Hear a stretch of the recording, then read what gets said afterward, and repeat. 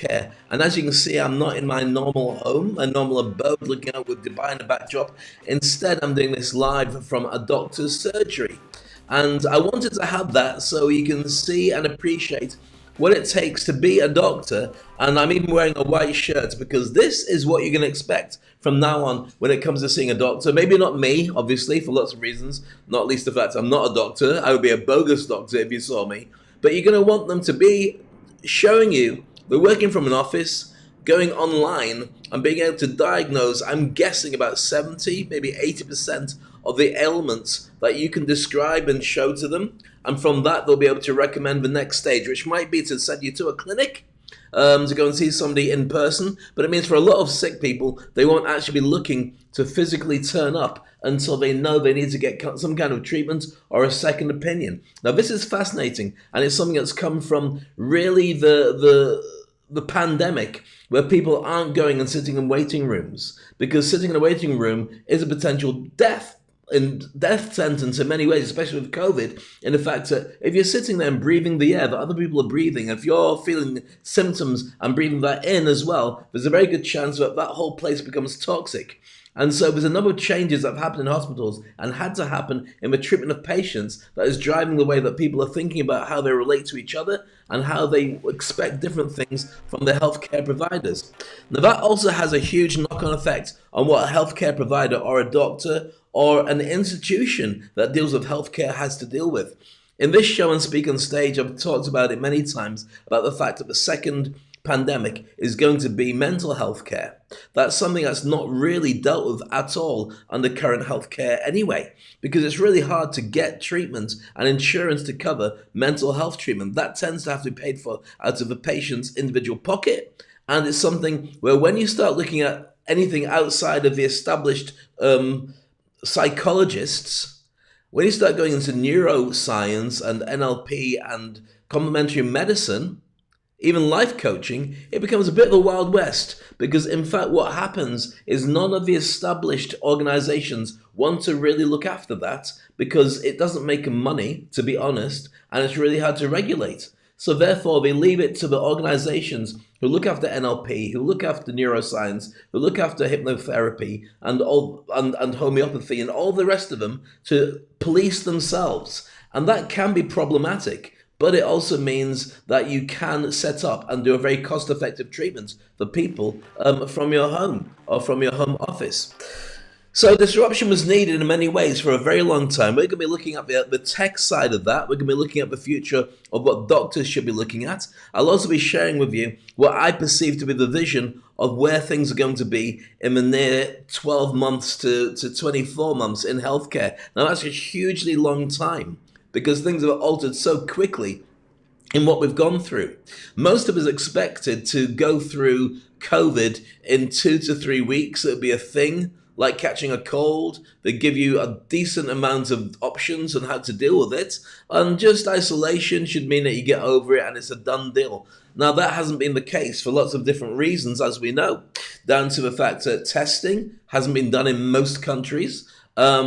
Tracing doesn't exist in most countries. Wearing a mask has become hugely political in many countries, and also social distancing from people who have to go to work or just want to see their friends or want to go out and meet people. We are social animals has become a real big challenge for anybody to enforce about putting people in prison. When you get prisons that are overcrowded, and that brings a whole similar problem. So we're not going to be looking into everything with today's show. I want to be just giving you an overview of how it impacts you and what difference that would make. So with a deep dive, we're going to be looking at the key areas that leaders in healthcare should be looking at. There's 5 things that I believe they should be examining if they're going to be around in the future. I think it's amazingly opportunistic for organizations to jump into healthcare that they hadn't been in before. I think it's going to be much more cost effective for your average person, because they won't need to go through this horrible chain selling process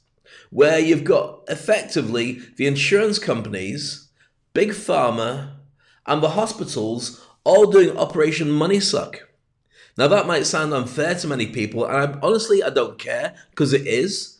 If you want to go and get proper health care in most countries, you have to have insurance. And that insurance is for your family And it might be the fact if you go in because you've got a cold, they x-ray you, they check you, they do blood pressure, they do a ton of different things, and they basically chainsaw you a lot of stuff that you didn't need to have.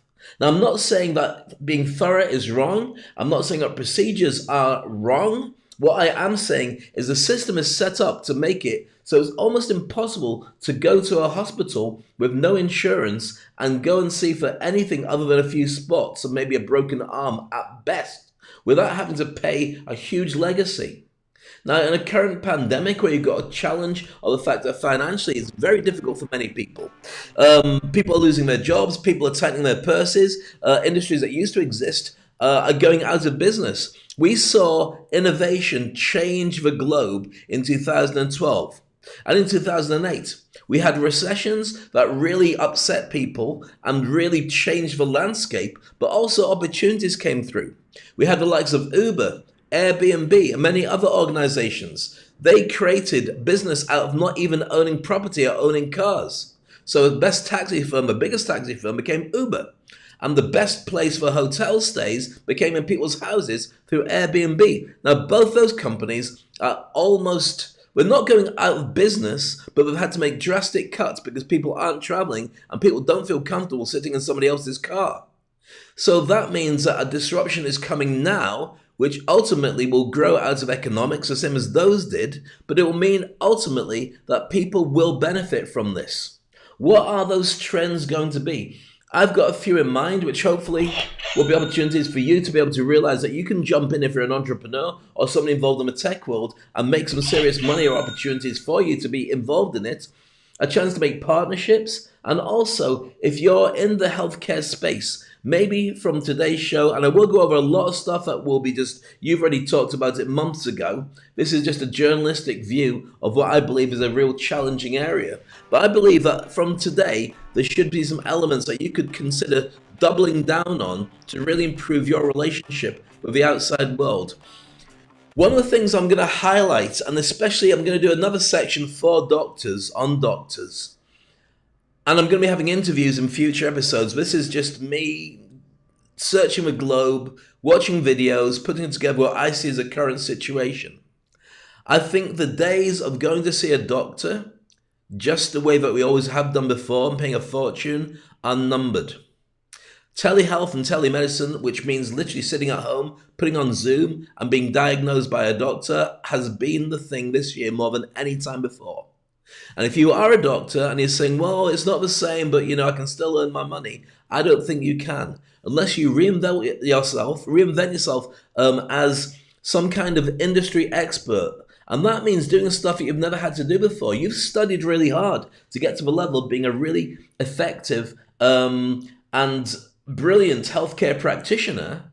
But people can get that from artificial intelligence. We've already got Google diagnosing a ton of ailments because you can watch videos, you can look at the symptoms, and you'll get a checklist of more or less what it could be.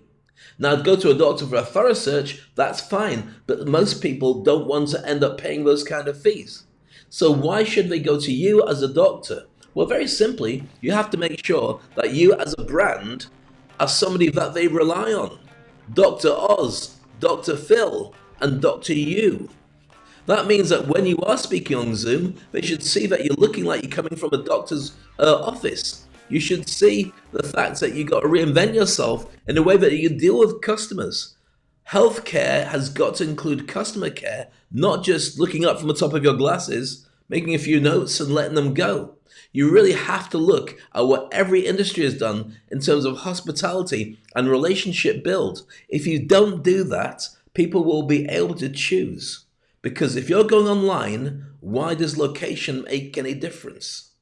You might have a beautiful, expensive clinic and a wonderful practice looking after a series of housing areas all around you where they go to you. But if they can get that from a similar looking office elsewhere on the planet, and then maybe go to your place to get treated, that's a large amount of your income that's disappeared. And I'll tell you where it's all going to go later on in today's show. So meanwhile, as always, make sure you've got your coffee.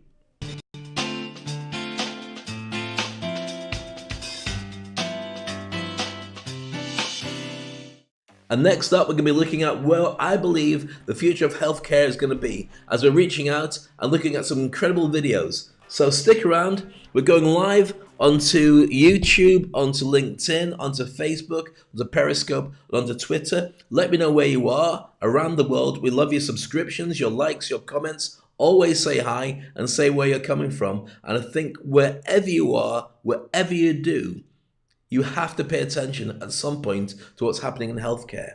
And that's where this show rocks, or at least it does today. It's Speak on Stage.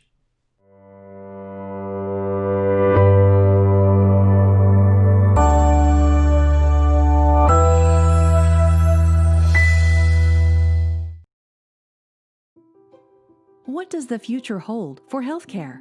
In 5 years? 10? How will patients experience care, and how will clinicians deliver it? And what role will security and IT operations play in keeping critical functions online and secure? Today, the Internet of Things, IoT, is improving access to quality care and reducing costs by tracking equipment, patients, and staff, plus much more.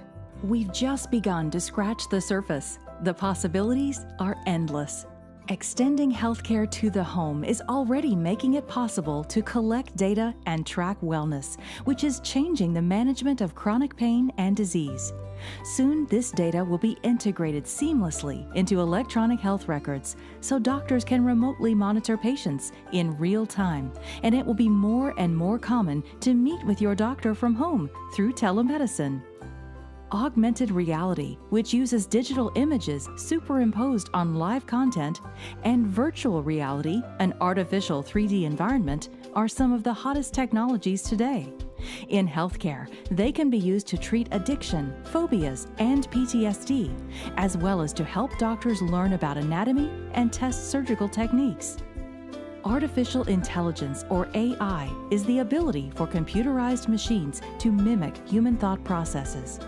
AI, combined with natural language processing, could provide clinical decision support, such as automated symptom triage.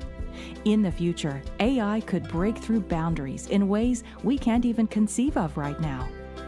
Robotics, already used in medicine for transportation, pharmacy automation, surgery assistance, and more, is becoming an essential part of our future. With Wi-Fi 6 and real-time haptic feedback, doctors could perform surgery enhanced by AI. Everything you do today and tomorrow, from deploying telemedicine services to implementing AI for clinical decision support, depends on a strong IT infrastructure. All your systems, network, mobility, collaboration, security, and data center need to work together seamlessly to support the changing face of medicine. And Cisco can help.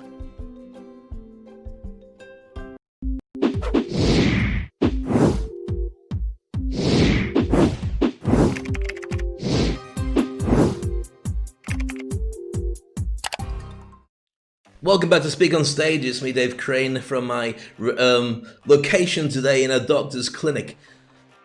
We're talking about healthcare, we're talking about the changes that are coming. That was an initial overview of where I think the key points are going to be. There's going to be a lot more and a lot more spin-off areas that I'd like to examine.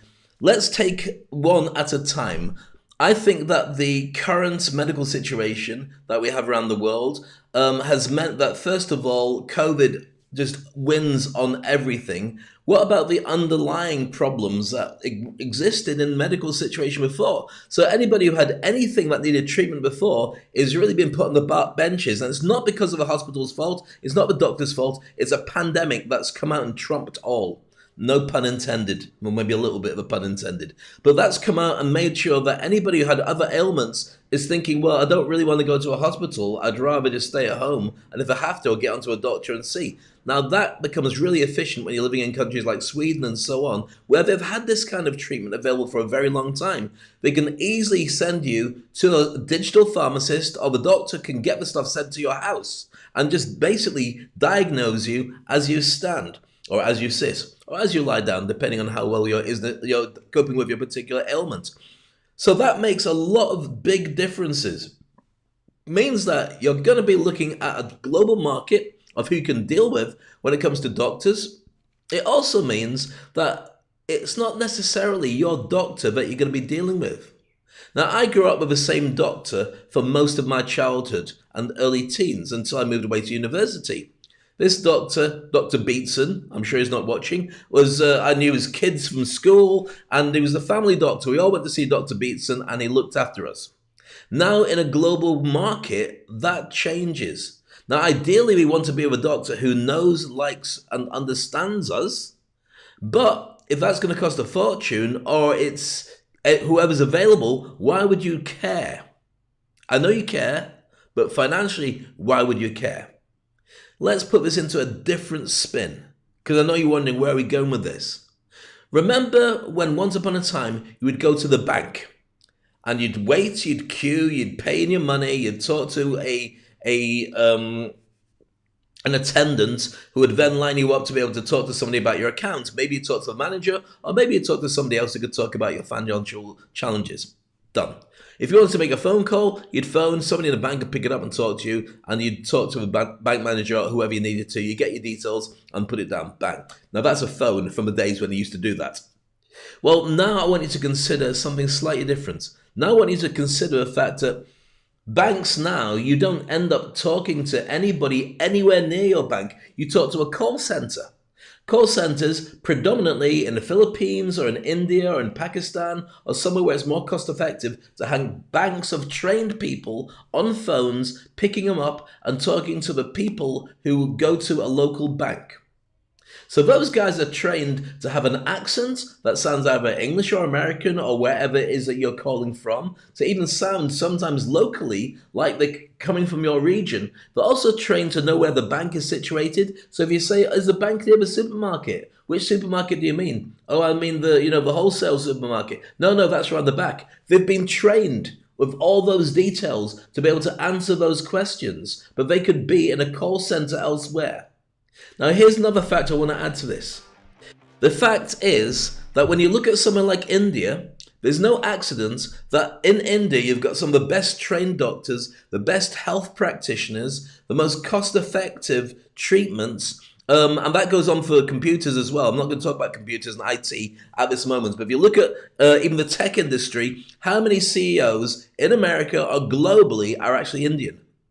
I looked at it the other day, the top 20 IT companies, 19 of them were Indian CEOs. So that's what I'm talking about. Now let's look at doctors. How many of you have got an Indian doctor in your home country? Either in your clinic or one that you see all the time. There's a very good chance, a huge percentage, that that is a truth. And they're brilliant. So when you've got a country like India where healthcare is so cheap, because there's doctors everywhere, literally to the point where, and you probably won't believe this, but this is true, because before lockdown, I was in Mumbai, and I was talking to friends about this very point. When I travel, I get health insurance for traveling. But also, when you get to India, it's really difficult to live in India and get health insurance. You say, well, why? There must be things that go wrong. Because it's so much cheaper just to pop into a doctor, and doctor surgeries are everywhere, and they'll treat you for a tiny amount of money. If you're going to get healthcare, it's for something big that's going to happen, not for your average thing that would cost a fortune in your home country as a visitor. So what does this mean, Dave? How can it all come together? I'm just about to explain. What this means is you could have telecenters that are actually manned by doctors or health practitioners trained to a very high level who could diagnose and look after you, based in India at a call center that'll be able to do the job of the first wave of checking you out. I don't know, I'm guessing that maybe 70% of ailments can be diagnosed just by seeing you online. It might be more than that, it might be 50%, might be 40%, I don't know. But let's play with 70%, 60, 70% of those treatments can be issued out by a doctor in a call center in India who then has a relationship with getting logistics to ship the treatment to you. So the medicine you need, the doctor can write out a prescription, create a relationship with you, send you a report by email immediately after you've logged on because you've had to fill in some details. You might even not need to fill them in. They can take them straight from your Facebook profile with your contact details. They'll see you for 10 minutes, probably more than you get from a normal doctor, and send you what they believe is the right treatment and refer you to a local hospital or a local treatment center where you can go if treatments carry on going. Now, what does that mean all in all? Why is that a thing? Why should that really matter? Well, I'll tell you why. Think about it. If you're a doctor right now, you've just lost what the banks have lost if you were picking up the phone in the bank. I'm not saying this that India can't do it. India can do it brilliantly, and many other countries can do it brilliantly. But you then have to create your brand as a doctor. You then have to make sure that people are directly looking for you. And people have watched your videos, and they've seen you talk about healthcare. They've seen you giving examples about why you should talk to them. You have to market. You have to become a TV star of some description. And if you can't do that, and even if you don't produce those promo videos, but you haven't got a really strong online manner, you will lose people. All it takes is a call center full of doctors that have got it right, and you will find your income going sadly down, and I don't know how it comes back again. How many taxi firms tried to step up their game to take on Uber and failed miserably because they couldn't deal with a business model where anybody could be a taxi driver anywhere and can reach your home in maybe 3 minutes because they were driving around anyway. Interesting stuff. Now let's look at how that fits in with the overall structure of IT and artificial intelligence, augmented reality, virtual reality, mixed reality, and some incredible tech innovations in healthcare. I hope you're finding this interesting. I find it fascinating, and I'm not really a healthcare professional. I'm a hypnotherapist and life coach, and so with NLP, I've worked with people as a therapist. Not the same as being a doctor. I'm certainly not qualified that way. I don't give medicine, but I'll be able to help a lot of people to stop smoking, lose weight, deal with childhood issues, and get rid of stress. Those are the areas that I would always recommend. But here's the thing for people in my position who are not pseudo healthcare professionals, we're complementary healthcare professionals. We will be picking up the slack that the doctors can't have of long-term treatments for people who are dealing with the mental problems and emotional strains of a pandemic. But we'll save that for another show. I've done a show in the past about how life coaches are going to save the world. I still believe that life coaches have an incredible part to play from now onwards. But today, let's look at tech. Let's look at the future of healthcare. I hope you found this fascinating. It's Speak on Stage.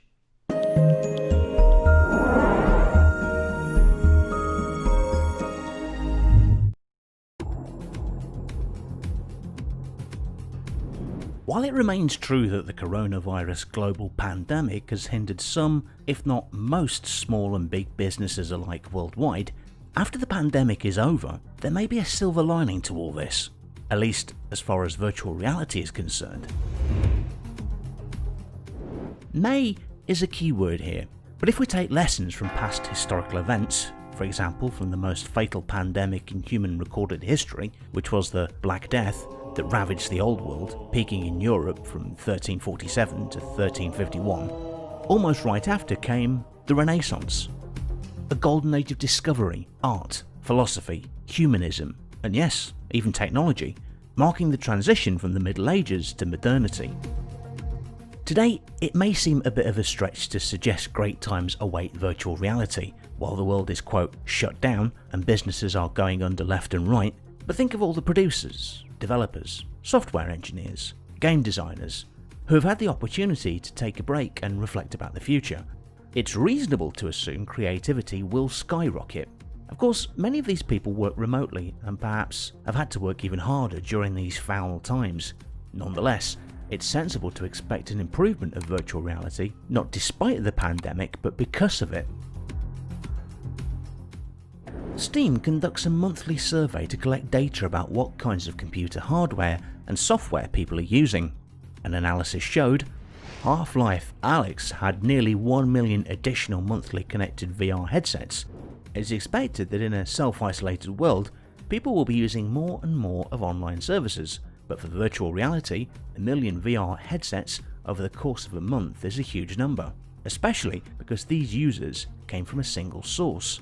Granted, Half-Life Alyx is one of the killer apps the virtual reality industry has been waiting for, these statistics are a good sign of the oncoming growth of VR. The global market value of virtual reality and gaming is expected to reach $48.2 billion by 2026. The market is driven by continuous development of current gaming technologies like 3D effects, motion detection, interactive graphics, and the increase of disposable income of people worldwide. Virtual reality headsets are quite expensive, but with an ever-growing industry, the cost is expected to go down, and VR will eventually become mainstream. Besides gaming, virtual reality will grow in other areas of entertainment as well, like the film industry. Right now, it's hard to predict when a fully immersive 3D interactive virtual reality movie will be released, but if we dare to speculate, a good pick would be one of the Avatar sequels. After all, James Cameron is known for technological innovation in cinema production. He also works with VR technology almost every day. So if it turns out that one of his upcoming Avatar movies will be released as a virtual experience, I, for once, cannot wait to see what it feels like to ride a Banshee. Thanks for watching. Did you like this video? Then show your support by subscribing, ringing the bell, and enabling notifications to never miss videos like this.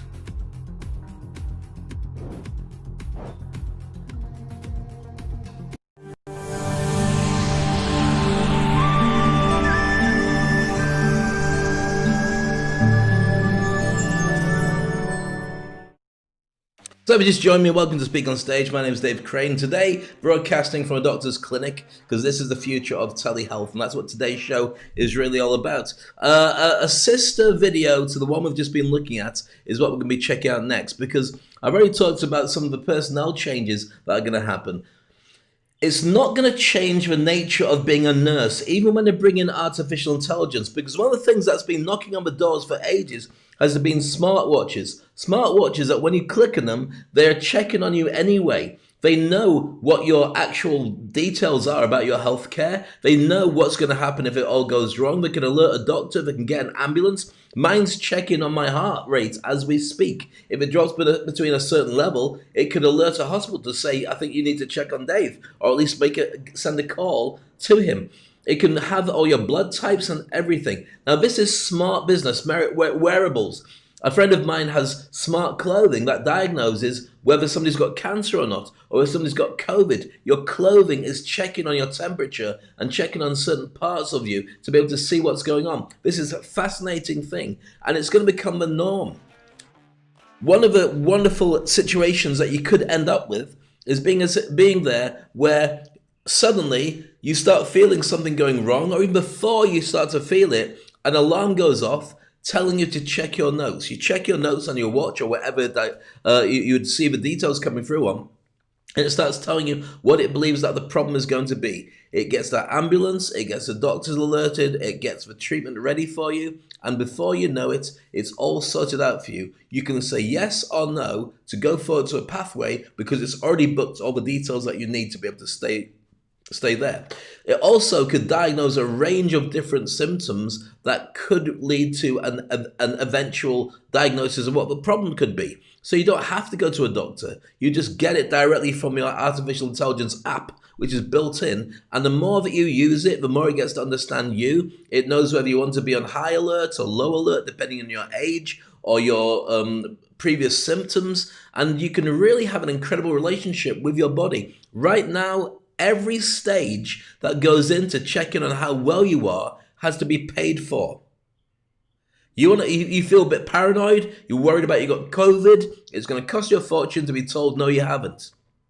That'll all change, and it's coming now because the innovations that we're going to be looking at next are making a huge headway. Now, this video I'm going to share with you is actually a couple of months old. So as things are changing on a daily basis, imagine what that will be like by the turn of the year. Love your thoughts, love your comments. As always, subscribe, and this is Speak on Stage. As we have seen in our previous video, artificial intelligence has matured into a fundamental technology used in a variety of fields such as robotics, computer vision, and natural language processing. Hi, I am an artificial intelligence robot. The combination of AI with augmented reality and mixed reality can provide an extensive application in biotechnology. Furthermore, it will enable an interaction of the digital with the physical environment in a multi-dimensional way that will help prevent, manage, and cure billions of people. Startup Insights has analysed the geographic distribution of global activity in AR in healthcare and identified 25 regional hubs that observe increased activity in developing AR solutions in healthcare. Powerful tools are being developed with potential to redefine disease detection, diagnosis and treatment. Detecting cancer through image recognition can help doctors in their patients' diagnosis. With real-time screening analysis, they are just as accurate as those performed by trained professionals. For example, an AR microscope with real-time AI integration for cancer diagnosis overlays AI-based information onto the current view of the sample in real time. SentiAR, a US-based medical device startup, has been awarded $2.2 million from the National Institutes of Health to advance augmented reality device for cardiologists. Their AI-based AR device can provide real-time, holographic visualization of the patient's actual anatomy to surgeons, which they can use during simple or complex surgical procedures. The AR headset overlays specific information floating over the patient. Using the SentiAR device, surgeons are able to visualize bones, muscles, and internal organs without even having to cut open a body. Insight Medical Systems is another US company that provides bionic vision for surgeons. Their focus is on developing an augmented reality visualization and information system that utilizes computer-assisted surgery in orthopedic procedures, including joint replacement, ACL reconstruction, and spinal fusion. The World Health Organization estimates that by 2035, there will be an approximate 12.9 million shortage of health professionals, and it is partly attributed to shortcomings in the execution, access, and quality of health professionals' education. The issue is already being addressed by many companies. Viety, a company based in California, develops and distributes immersive education for healthcare. To accelerate the employee medical training, they employ a combination of VR and AR with AI. Viety uses research into cognitive decision-making under pressure and an immersive video platform combined with augmented reality to help professionals prepare for real-life, high-pressure environments, including surgery, sports, emergency response, and military training. Many companies in Europe have also seen an increase in AR tech development. Backup Reality, a UK-based startup in London, developed an AR app named Dorothy, the first AR assistant for people with memory problems. Dorothy reminds them of their daily tasks, guides around the house using AR, and keeps them connected with their caregiver. Several challenges lie ahead for the large-scale adoption of AR technologies in healthcare. Nevertheless, new approaches will emerge to overcome these obstacles. The applications of these technologies will continue to expand and provide improved visualization, which we are ready to exploit. Thanks for watching. Did you like this video? Then show your support by subscribing, ringing the bell, and enabling notifications to never miss videos like this.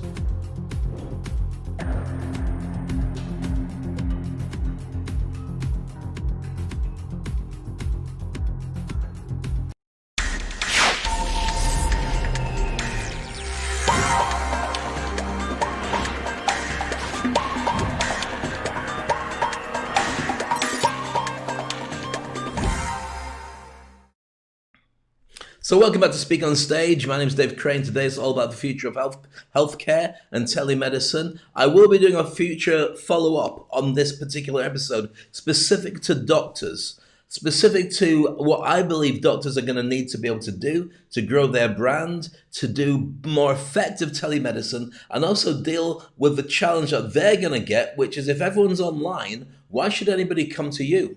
If you've got a really beautiful practice where it's really expensive and you're paying a fortune for rent and so on, why do I want to go to your place when I can get the same diagnosis from a doctor in a healthcare center in India who can diagnose for a fraction of what you're charging me, send me the treatments I need immediately by just getting onto a distribution company or even an Amazon or a price, whatever it is, who can send me all the drugs I need immediately, so they arrive in an hour or so without me leaving my house. Why would I need to go to anybody else for that process? Yeah, you need hospitals, yeah, you need treatments, but I'm talking about the very basics. Now, one factor that many people won't know, and you do as a doctor as well, is that 50% of treatments can be fixed with a placebo effect. That means that people believe they're getting better, so their mind and their body start to work together to make them feel like they're healing and getting better. And over a period of time, many ailments can be fixed like that. So that means if you diagnose, take one M&M a day, don't call it an M&M because it won't work. Take one of these colored tablets every day after meals, then you will feel better after 7 days. If not, come back to me.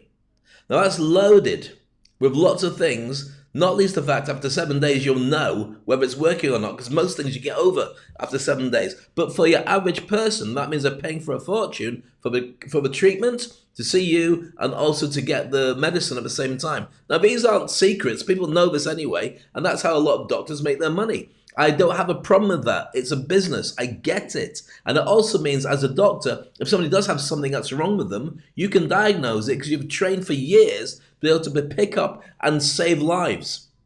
You can get them straight into surgery.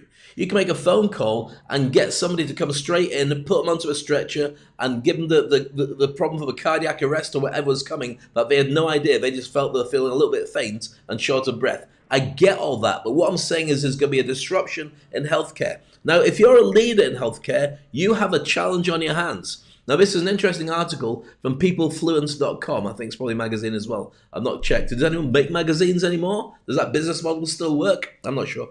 But with this, it's 5 really important skills for healthcare leaders to have if they haven't had before. Now, if anybody's a real fan of shows like House or even Scrubs or Grey's Anatomy, you'll see lots of different types of leaders and bosses in hospitals. Many of them are pencil pushers and accountants because they're running a business. I know it looks like a hospital, I know it's there to help people, but there's a huge amount in the business and it makes a lot of money. So these are the things that I believe the leaders in healthcare, right the way up to the top, really need to start looking at, because people can connect with everybody. When you're looking at an election and you're looking at the people involved in the election, whether it's a local election or a national election, you could see anything that people put about them online. Previously, doctors kind of escaped all that because they worked in a hospital, and the hospital had a pretty good reputation as far as anybody could see, because you could look after reputation management. Now it's going to be open season. Who you have as your local doctor could be on the other side of the world, but as long as they're available when you need them, and they're available for your family when you need them, why would you care? So let's look at this. First of all, is empathy.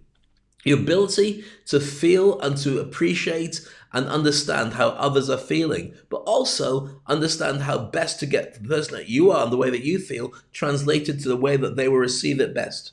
Emotional intelligence. I've worked with many doctors over the past and they are brilliant, but one of the things I have found is doctors and auditors are very similar. It's very hard to get a smile out of them or get any emotion out of them.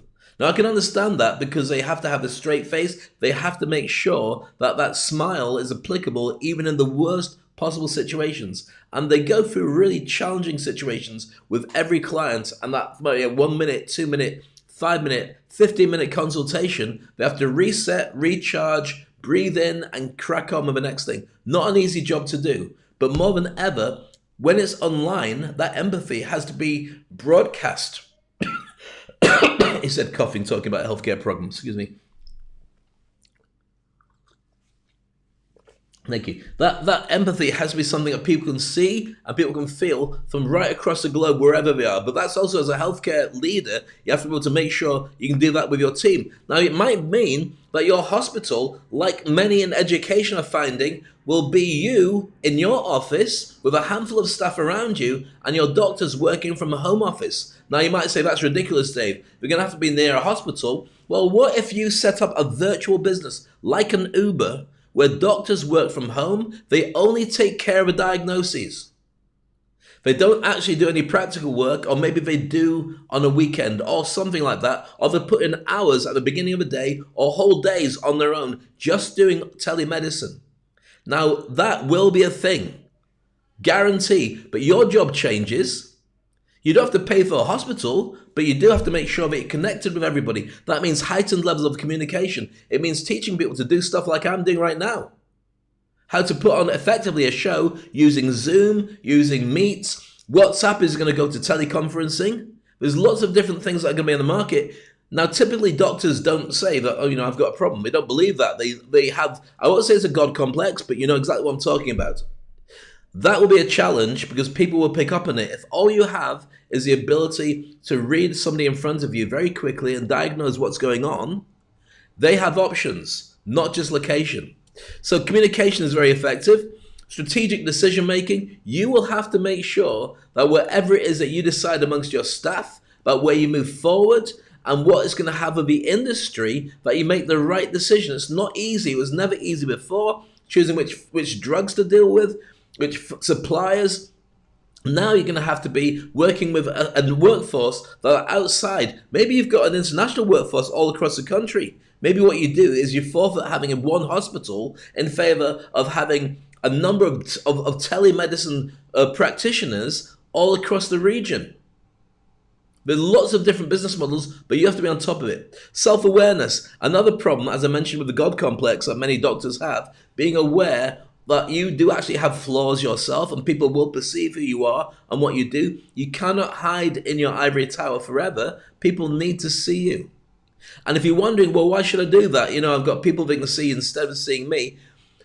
If you think about the American elections, or think about any elections where you actually vote for the personality that's in charge, people need to know who the leaders are. They need to know who's at the top of the food chain, who's making those decisions. If it seems hidden, if they don't feel some kind of connection, then they will decide to move on to somewhere else. And that goes for customers as much as it goes for potential sponsors and business partners. And the last thing is creating a customer-first orientated business.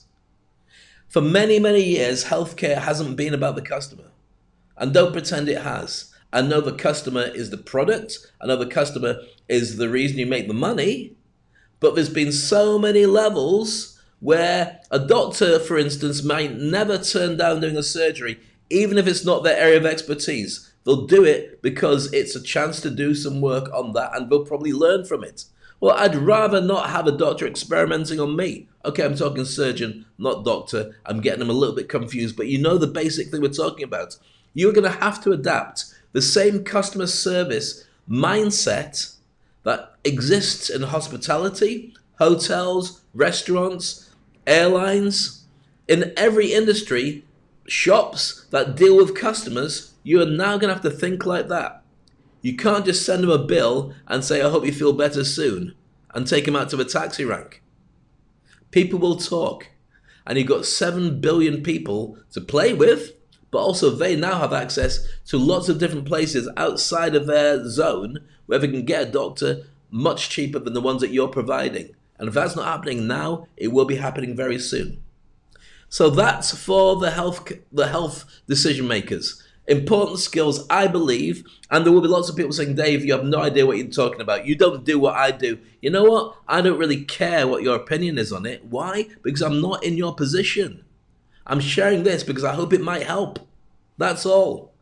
But at the same time, a disruption is coming to every industry. As a speaker, it's happened to me. I had a fascinating conversation yesterday about the future of speakers. And when you start looking at artificial intelligence and start looking at the ability to have voice search pick up on the words that you use on your online videos or your podcasts, those will be used for an online search engine when somebody's looking for a speaker in a subject and you say, so to all the healthcare professionals, this is the way you should be moving forward together. That statement would show up as though it's typed when Google and Amazon and all the other ones that are using search engines will start saying, we know a speaker who covers that subject. As a speaker, disruption is coming. As a healthcare professional at the top of the food chain, if you don't pay attention, you could be left stranded. That's all I'm saying. Speak on stage.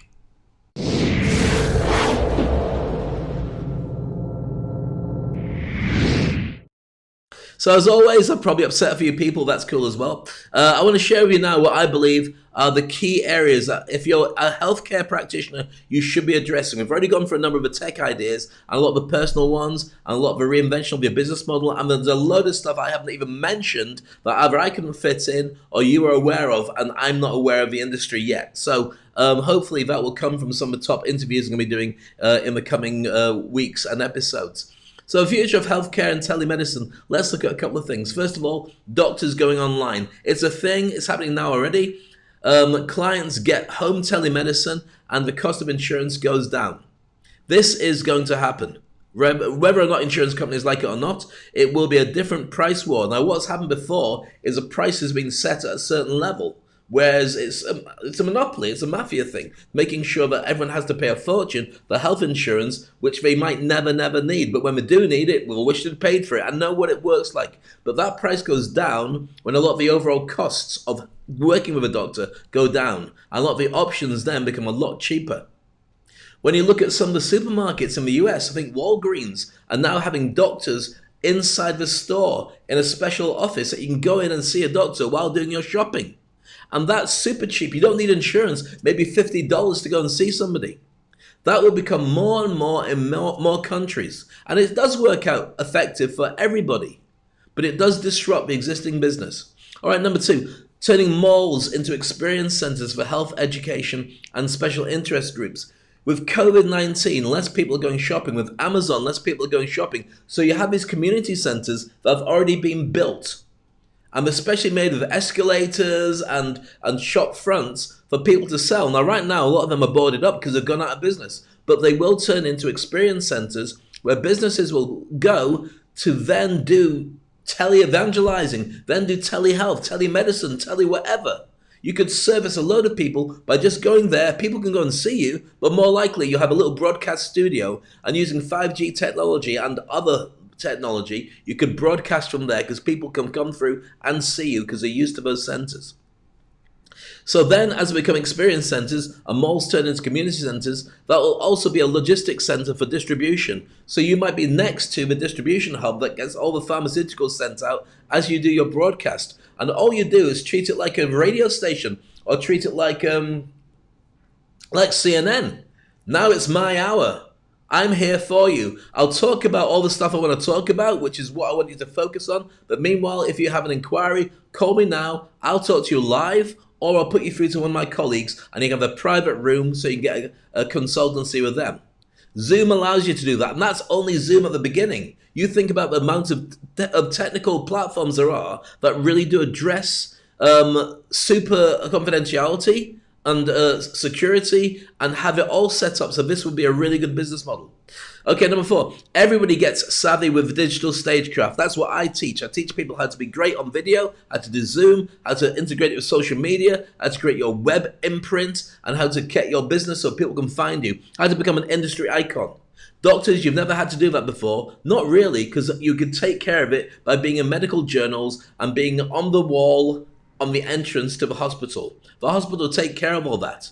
But I also know that doctors hate that. I also know that doctors feel that they're at the mercy of whichever hospital they're working with. For many people, this will be an opportunity for them to go it alone because they've always wanted to do it, or semi-go it alone, so they're affiliated with a hospital, but they can grow their brand on the side. And if that's the way that you feel as a doctor or a healthcare practitioner, talk to me.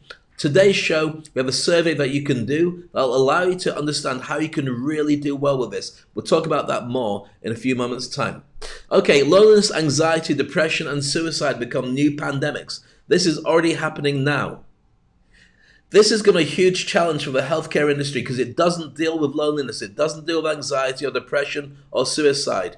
It can give you tablets, but not guaranteed to make you feel better. So you need to make sure whatever you're doing, this is a growth area. If you're a practitioner, you might, as a hospital facilitator or a director, turn around and say, right, we need to recruit a team of life coaches and hypnotherapists and NLP master practitioners and neuroscientists who can take care of looking after all the many patients that we see, we diagnose, but we can't treat. We don't have the time. It's not cost effective enough to put a doctor in looking after them, but we can get a number of people who we know we've vetted. They are professionals. They have been qualified and certified, and we'll hand our patients over to them. We'll monitor their progress and bring them back in if we need them. That's a huge growth area that every single hospital administrator should be considering, because we have a pandemic and it's a real thing worth real dollars to real companies who are losing staff like flies. All right, India embracing telemedicine, that's a thing. It's already there. If you're ignoring it and pretending it's not going to happen, good luck. I believe that they are the biggest suppliers of doctors worldwide. I believe that they will also supply more doctors to telemedicine worldwide. India's a big country and they've already sent the doctors everywhere. Why shouldn't this be a thing? It's definitely a thing. All right, number 7 is this, and this is about the future of healthcare and telemedicine. I think that medical treatment of emotional health will become more recognized, it will become insurable, and it will become more treatable. I think this is something that's been sort of swept under the carpet because nobody wanted to be responsible for dealing with it, or at least they wouldn't. I mean, giving people drugs is not necessarily the way that you need to deal with emotional problems. So because the medical industry is so driven by the drug thing, then it doesn't really help if you're not going to give people any. Why should I look after treating that? You're going to have to address it now because so many people, and let me put the figures in perspective on this. How many people do you believe are suffering from some kind of fear, anxiety, loneliness, depression, or even worry about leaving their home right now, worried about their job, worried about how they're going to pay their bills, worried about world never snapping back to what it was before, whether they can't see their family, they've lost members of their family because of COVID, or they're living on their own? What percentage of a population worldwide do you think that covers? I'm guessing conservatively 50%. Every second person is in some way suffering from that. That's the best part of 3.5 billion people who need help. You don't think that's a cost-effective business? If not, then you need help. Number 8 is this. Sorry, no disrespect intended, but you know what I mean. That's what I'm talking about. All right, Eastern medicine, yoga, meditation, hypnotherapy, breathing, EFT, NLP, EMDR. These are all different treatments that sometimes do get integrated and used alongside normal medicine. Conventional medicine, Western medicine. I think that will be more of a blurring of the edges because there's a ton of practitioners who do those things and are brilliant at it. More recently, I've been doing the art of living. Today, as I do this broadcast, it's day 11 for me, every morning spending 45 minutes doing breathing techniques. And it's really helped. This has been going, right now there's 450 million people involved in the art of living, breathing all around the world. Not everyone breathes, but breathing and learning how to breathe differently to make you feel better and to deal with different levels of emotional or physical challenges. We'll do a whole session on this and we'll bring in some practitioners to talk us through it. But you think about the people that are suffering right now around the world, and that's not even looking at people in prison. That's not even looking at kids who are having a hard time at school. That's not even looking at veterans. All of these guys are being looked after by art of living and breathing techniques. And that's not even looking at all the different Eastern and yoga and hypnotherapy.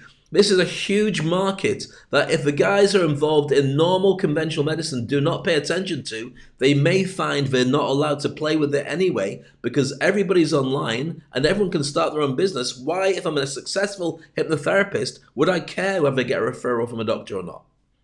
If I'm busy anyway, what do I care? You decided you didn't want to work with us. I'm on my own, fine, happy with that. I think it misses a trick. I think that network will really work, and whoever steps in and does an Uber or an Airbnb and starts bringing everybody together, I think that they will make a fortune from the commissions of that particular relationship. All right, number 9. A huge push for self-awareness and personal development. Now, I've been in the personal development space for many, many years as a motivational speaker, traveling around the world, motivating companies, working with individuals, coaching them. My Industry Icon program is like the Uber version of that, really taking people to the next level. I think that is a brilliant solution to many of the challenges of being locked in lockdown. If you concentrate instead on improving yourself and your life, then you can take over better in the driving seat of making those things happen. And whether you're looking at Tony Robbins or Jack Canfield or a ton of motivational people all around the world, They've got books, they've got audios, they've got videos, they've got coaching programs. These guys are going to step up and be part of the medical world in some way, shape, or form. If they're not already. Many are doctors, but many are just really good at motivating people and changing their mindset. And that's a really important part of being healthy in the future. Number 10, we've already said about artificial intelligence, AR, AI, VR, and MR. They stand respectively for artificial intelligence, augmented reality, virtual reality, and mixed reality. You can Google exactly what they mean, but that will mean that people will be trained better and faster and have more fun doing it. When you can diagnose, you don't necessarily have to go and chop up a body. When you can look at a client in front of you, you can actually have your glasses or whatever the system is, your app on your laptop will have the person, map the person, and it will show you their skeleton and show you their organs. And you might even be able to scan their temperature and other things as well. And you might be able to spin around and work out what they are, just like when you see Iron Man in the Avengers creating something in front of him and spinning it around. That technology already exists. Fascinating? Well, it's going to get even more important. So if you're not playing that game and understanding it, then it's going to be a real challenge. Okay, pharmacists. This is a thing that's already started happening. I've been involved with quite a few pharmacists on this challenge. In the UK, certainly, and in other countries too, they realised that there was a massive burden on doctors to treat people for stuff that pharmacists could actually take care of. Pharmacists train as doctors and then stop and go into the actual pharmaceutical medicine side of it. Many of them are certified nurses and certified to look after somebody, but just don't do much of it. They're not all accountant types. So the idea that you go to a pharmacy, walk in there, they have a special room just for doing some basic stuff, some basic diagnoses, and here you go next. Just like a doctor would do, it takes the pressure off of hospitals, takes the pressure off of doctors. They're not doing so much mundane stuff. It takes pressure off people for waiting lists to go and see people, and it also means that pharmacists have a new source of income. Now, that's been a long time coming, and I really do think that that is a thing that's going to become more in the future, because it has to be. When things get disrupted, it's the only smart choice. So we'll be dealing with lesser known cases, and every pharmacist should use an office, which it already has, to treat that. Number 12, the next 5 years make the old model in business unrecognizable. I really think that it's not even going to be 5 years. I think you'll be looking at it in 2 years and going, why did we never do that before? As soon as something comes in and disrupts it, as soon as you find that you can go, for instance, to a to a doctor online, and you can get diagnosed, they can check you out, and then you can say, "Can I see you for 5 minutes tomorrow?" And they go, "Yeah, let's check it." And you book for a 5-minute appointment. Then suddenly the game changes. You don't sit in traffic for an hour to get there. You literally just go in and you sit there in your pajamas. The doctor pops up. You pop up and talk to the doctor, tell them exactly what you need to have, and suddenly the game changes. I really honestly do believe that we're looking at something very special that's coming right now. Okay, a couple of things we're going to add to this now. Okay, next up is this. Doctors and life coaches are going to need to rebrand and get understanding in tech. If you don't do it, you'll be left behind, because nobody will go to an old fart of a doctor who doesn't understand how to diagnose me. Think of it like fast food. Think of how fast food changed your restaurant business. Nobody's going to want that burger and those cheap and nasty fries. They want the restaurant experience. Well, if they're in a hurry, they do. If they can go in, get some food, stop them being hungry, go back to work, happy days. Why shouldn't it be like that with the medical industry as well? So if you want to ignore it at your peril. I think it's daft. Okay, so doctors reinvent or become the next taxi drivers. I don't mean that in a horrible way, but I do think there's a lot more truth in that than you would actually imagine. So those are the things I'd like to recommend. I know it's a challenge. I know it's a lot to take in. I don't want to scare people, but I do want you to see, because this show is ultimately about personal branding, about learning to speak, about creating a different business model for how you do things, and hopefully making a lot more money. Love your thoughts, love your ideas, and I've got a gift for you to do a survey next to see just how effective you could be when you start reinventing yourself and pushing your brand. This is Speak on Stage.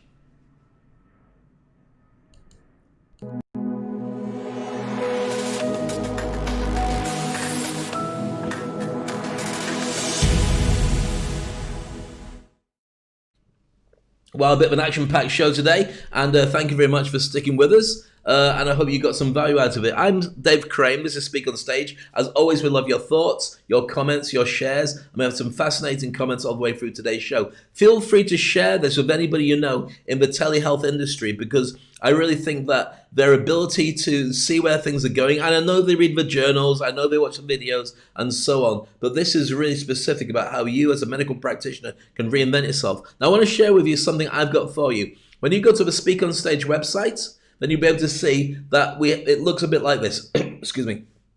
When you go to the gold button up there, which on this side like that, if I press on here because everything's mirrored when I'm on the camera, if I press the industry icon button there, then you go to this page. When you go to this page and press the green button, take the free survey, you'll be able to do a free survey of how you are positioned to be seen as an industry expert, which I believe every doctor knows they are, but might not be perceived as being. And you might say, well, Dave, that's not how I roll. Well, you will roll when somebody else starts getting all your clients.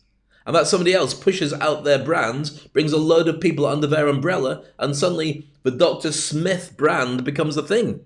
If you are called Dr. Smith, I know you as a thing. But what I'm saying is, for Dr. Smith, or whoever it is that decides that we're going to start creating this incredible relationship with the outside world and videos and brands and so on, that's what's going to be a challenge. So what happens is you take the survey, and then you'll find out how influential you are. It's completely free. And then check your email. You can book a 10-minute call with me. We'll chat on Zoom, and I'll tell you how I can help you move forward. Or you can just take the survey details and do it yourself. It's up to you. This is what I do. I train people to become industry icons. And when you know how to do it, it becomes very effective for you and for your business.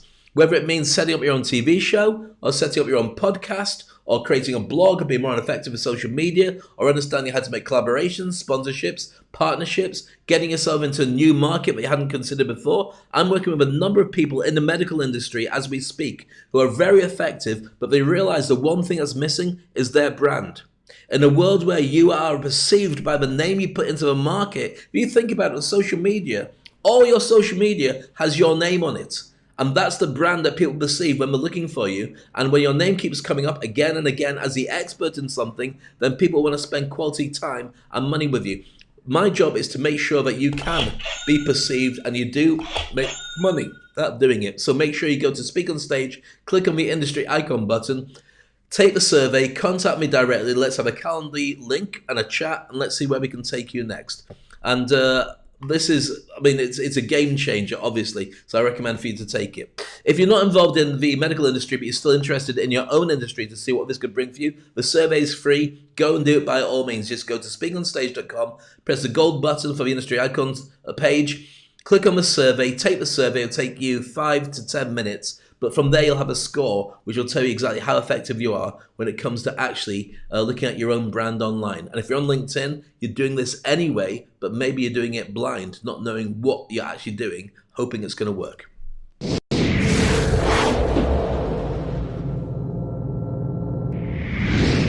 So that's been today's show. Today's show is all about telehealth and all about the differences and the changes and things, and I hope it's been useful for you.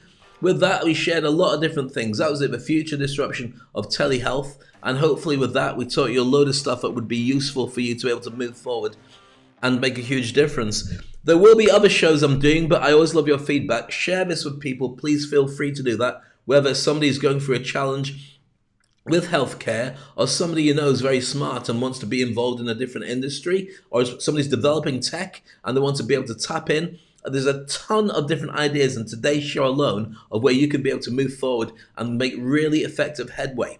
So I hope this has been useful for you. I love your feedback. The next show I do will be about something completely different, but as always, your positioning as an expert in your industry, your ability to talk and communicate, and your ability to get the bragging rights of knowing that you are brilliant at what you do and you are the best in people's eyes, which is why they come to you and spend money, has got to be worth something.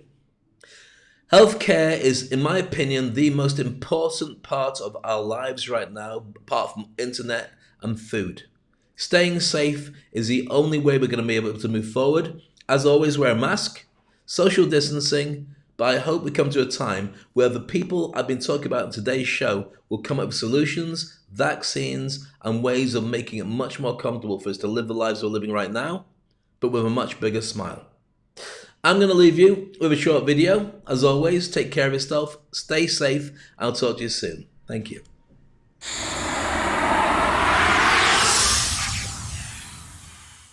Hi, I'm Dave Crane. Come into my world.